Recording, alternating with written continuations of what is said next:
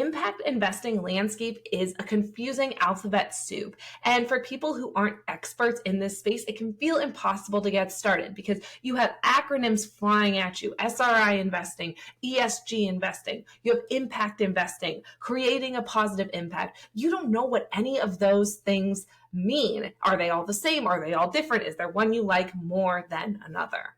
I'm going to help you navigate that landscape to figure out what speaks most to you and how you can get started bringing positive impact into your portfolio. Welcome to this week's episode of Planning for Inheritance. I'm Katherine. I'm a certified financial planner and I'm a wealth manager for Millennial and Gen Z inheritors at Sunnybranch Wealth, a fee-only investment advisory firm based out of Portland, Oregon, working with clients nationwide. On this week's episode, we're going to be talking about everything you need to know about impact and ESG investing.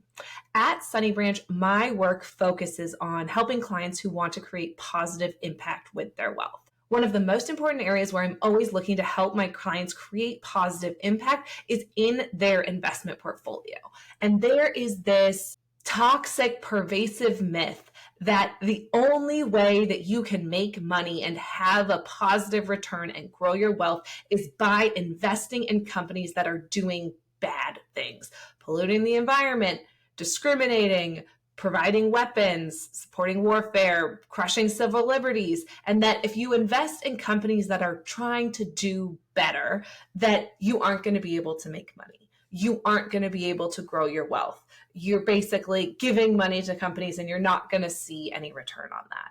And that just isn't true. There are always going to be issues that we have to work around. There are always going to be compromises that need to be made when you're investing, especially in the public markets.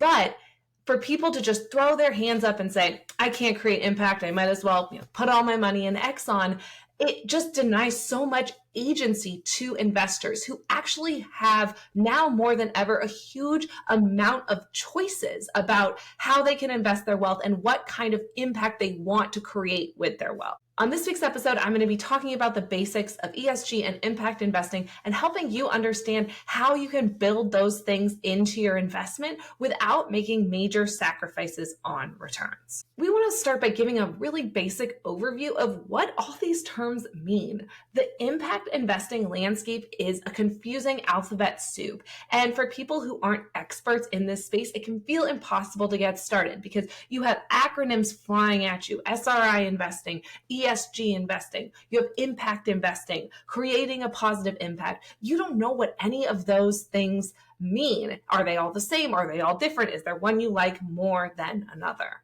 I'm going to help you navigate that landscape to figure out what speaks most to you and how you can get started bringing positive impact into your portfolio. The first place I'm going to start is with environmental social governance investing. This is what's called ESG investing. It's a terrible name, right? Environmental social governance investing doesn't tell you anything about what it's trying to do, but it's just important to know when someone talks about ESG investing, that's what they're talking about.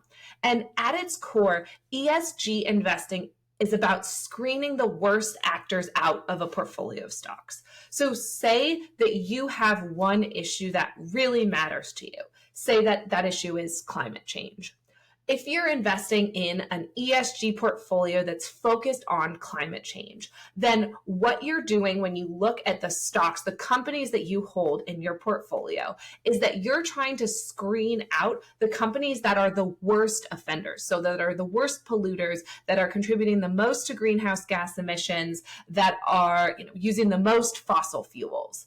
And that doesn't mean that you're not going to have some companies left in your portfolio that are still doing those things. Those are really common things, right? But it does mean that you are deciding, I want to take out the top 5, 10, 20, whatever limit you set, percent of bad actors. And so the companies that are the worst offenders when it comes to the global effects of climate change, I don't want to own those companies.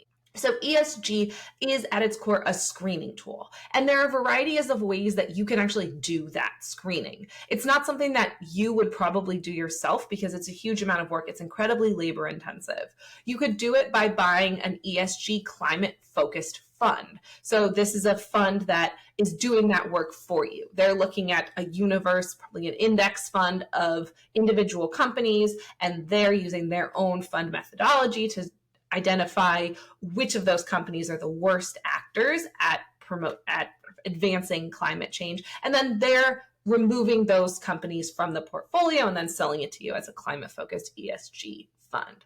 As a side note, when people talk about greenwashing, this is what they're talking about. They're talking about ESG funds that aren't actually really focused on creating positive impact at all. So say we talked about that climate-focused fund. So you have a really strong climate-focused fund with an investment team that's really focused on ESG investing, on protecting the climate, on protecting the environment. And then say you have another company that really just wants to cash in on the fact that people are excited about ESG investing. They might also open an ESG climate fund. And so then it becomes very confusing for consumers because at the face of it, what you're seeing is that you have two ESG climate focused funds. You might not know that, on team A, you have people that are really invested, that are really, really committed, that have put, a lot of thought and effort into which data sets they're using, which corporations they're excluding. And over here, you have a fund company that's kind of slapped an ESG logo on something that may or may not actually be doing what you would want as an investor who's very focused on climate. And so that can be why it's really helpful to have an investment advisor who's very focused in this space, who understands the nuances of those two things and can help you avoid that greenwashing effect of, that fund over here. They say that they're like really focused on screening out the worst actors in terms of climate change, but they're only really doing it at a very perfunctory level. Then another way that you can focus on ESG investing if you have a higher level of wealth is through what's called direct indexing. And direct indexing is similar to the fund approach, but the difference is that it is very customizable. And so you as an investor can say, okay, I'm focused on climate, but I'm focused on, sort of these three areas of environmental preservation, preserving clean water, air pollution, and maintaining forests. And so you can put more specific screens on your portfolio based on your particular index. And then instead of just buying kind of an off-the-shelf fund, you're going into a more bespoke investment that lets you have a greater degree of control and impact over the type of screens that are being put on in your investment portfolio. That's really the basics of ESG investing. You can go a lot deeper into it. And if you're interested in doing that, please send me an email. Look at the show notes. I'll have all my contact information there below. There's more deep dives you can do. But really, as a basic overview, that's what you need to know about ESG or environmental, social, and governance investing. The next thing I want to talk about is impact investing. And the primary difference that you're looking at when you're talking about ESG investing versus impact investing is ESG investing, as we've talked about, is really about screening out those worst actors. So the companies that are, really the worst offenders when it comes to the areas that you care most about. Whereas when you look at impact investing, you are focused on putting money into companies that are creating positive impact. So instead of screening out negative externalities, what you're looking for is companies that are really doing good work. And so you are focused on companies that you feel like are really creating a positive impact when it comes to the issue that you care about. And as you may or may not be able to imagine, this is actually something that's a lot harder to do than ESG investing, especially when you look at the public market space. So when you're talking about the universe of companies that are available to buy in the publicly available stock market, it can be hard, especially if you're talking about big companies, to find a company where you feel 100% sure that their work is really creating positive impact. Because it may be that they are really focused on positive impact in one area, but they have other areas where they have a lot more negative externalities to their business. Or it may just be because of the pressures of responding to shareholders and competing in the marketplace that they aren't able to create as much positive impact as you would like to see in your portfolio. That's not to say that it can't be done, but it requires a much more specific process. And oftentimes what's going to happen is you could find, maybe a handful of companies that you really like, that you're really excited about, that you feel like are creating positive impact.